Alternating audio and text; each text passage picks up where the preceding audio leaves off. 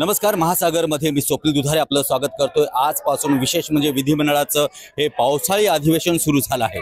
पावसाळी अधिवेशनात नक्की काय होणार ते सगळ्या घडामोडी मी महासागरच्या माध्यमातून दाखवणार आहोत। तर आज पहिला दिवस आहे।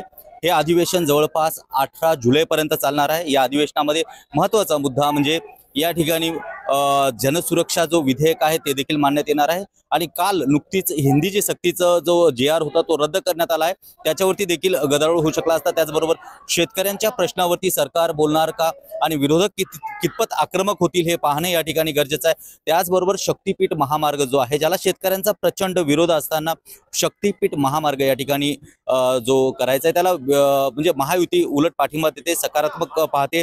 परंतु या ठिकाणी जयंत पाटील त्यांनी या ठिकाणी थोड्याच वेळात सांगितलं की विशेष म्हणजे थोड्या याच्यामध्ये मॅक्झिमम हे शक्तीपीठ महामार्ग म्हणजे विकास कामाला महायुती खूप जास्त प्राधान्य देते, जोरात विकास कामं करते असं त्यांचं मत आहे। माणिकराव कोकाटे जे आहेत किंवा काल गोगावलेंचं जे वक्तव्य आहे आणि इतर ह्या सगळ्या यांच्या बेताल वक्तव्यावरती देखील या ठिकाणी गदारोळ होऊ शकतो।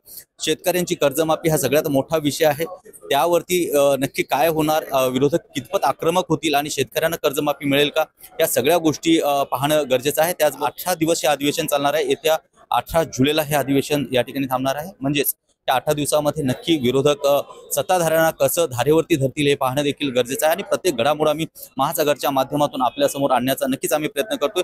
या अधिवेशनामध्ये आजचा हा जो पहिला दिवस आहे, खरं तर अर्ध्या दिवसानंतर हे सभागृह तहकूब होणार आहे। आज या ठिकाणी सकाळपासून 11 वाजता बरोबर ठीक 11 वाजता या अधिवेशनाची आज सुरुवात झाली आहे। कॅमेरामॅन देवाशिष सह स्वप्नील दुधारे, महासागर न्यूज।